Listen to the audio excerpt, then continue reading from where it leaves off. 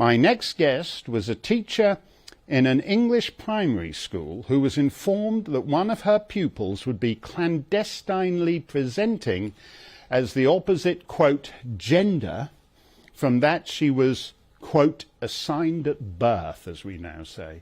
The teacher would be expected to go along with it. She declined to do so, so she was sacked. And she's now taking the school's board of governors to court over her concerns for the child's welfare. Due to a court order, we have to preserve her anonymity. So this is the United Kingdom in 2022.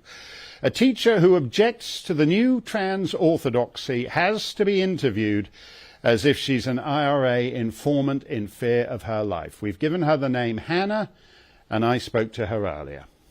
Hannah, this just blew up out of the blue, as it were, for you. I think you just decided that this so-called transgender boy, you could not in good conscience treat that person as a boy.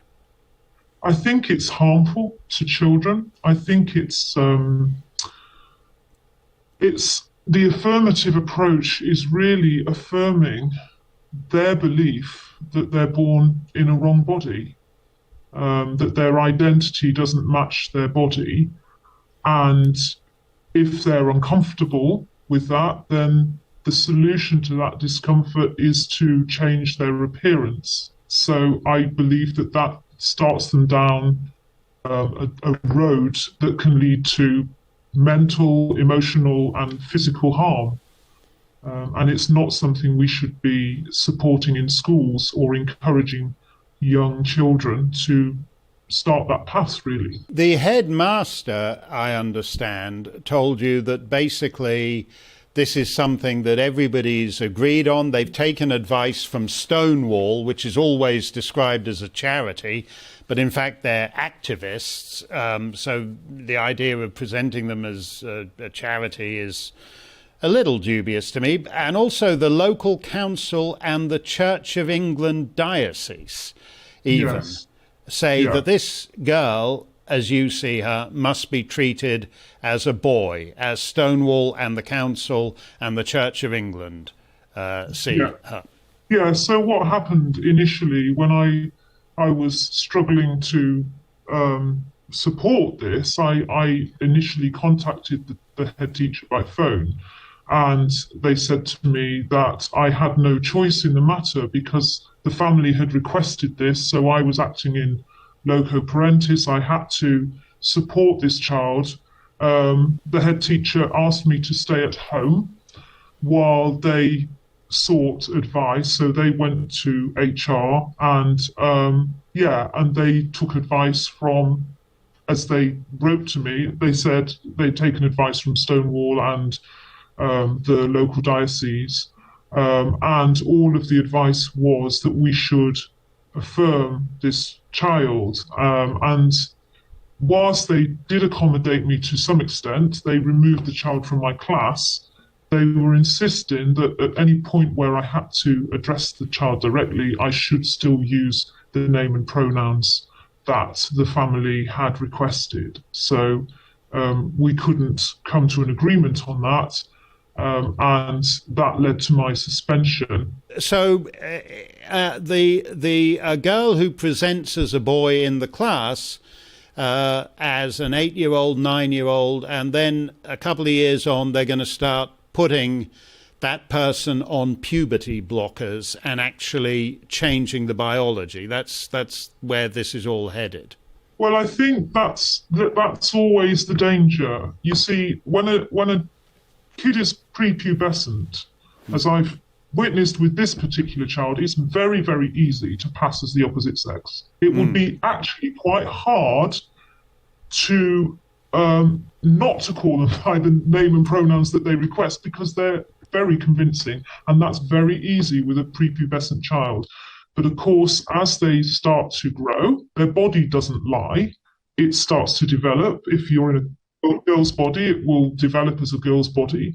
And so they have to take more invasive measures, I suppose, Right. to try to disguise their body. And therefore they start to maybe go after thinking, well, maybe if I'm a girl, I need to get a chest binder or something, or Yeah. the whole thing of puberty. It's like, well, perhaps I should just try to put that whole process on hold. And so they begin to go after these things. And I think the reason... Let me just ask you about that, Hannah, because these are irreversible consequences. They can make you infert. If you change your mind, it's too late to go back to being a girl and have a baby because your fertility has been wrecked and all the rest of it.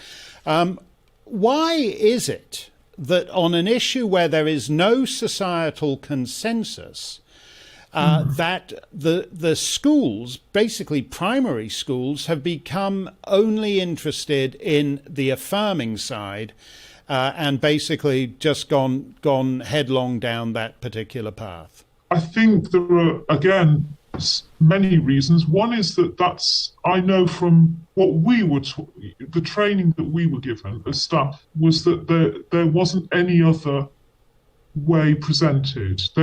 You aren't presented with any other way of supporting these children. And if you're ignorant about that, then you might well think that affirmation is the only way to go. I think one of the biggest voices in this is the whole thing of being inclusive, respecting diversity. The message goes out that if you don't affirm children, it's going to cause them deep distress, that it's probably going to do more harm to the child. And that is very dubious, that message, but that's the one you're given. So I think there's a sense of, in schools, that, oh, well, we better do this, we don't want to hurt children. But I also think, from my experience, that if you do present an opposing view or you question it, you are going to face the consequences of doing that. You might be considered to be phobic or discriminatory. You are certainly likely, as I've experienced, to possibly lose your job as a result. Let me ask you about that just finally, Hannah, because you've lost your career, you've been sacked, you're facing some tough choices and you're fighting it in court. If it's the case that virtually every headmaster or headmistress across the British Isles is fully on board with this, are you not worried that actually the legal system may be stacked against you too, and the judges are just going to be on board with all this stuff? It does feel as if it's all stacked against you, but I think we need to be questioning, well, why is that? What's informing those head teachers? Why are they feeling? I think many head teachers feel pressured to go along with this. You're right, Hannah. The headmasters feel pressurized. I've no doubt that whatever idiotic Church of England diocese that was also feels pressurized. But in the end, there is no societal consensus on this, and someone has to resist at some point, which is what you are doing, and we shall see how that works out for you in court these days. Thank you very much for talking to us, Hannah, and we wish you well with this very significant legal battle. Thank you very much.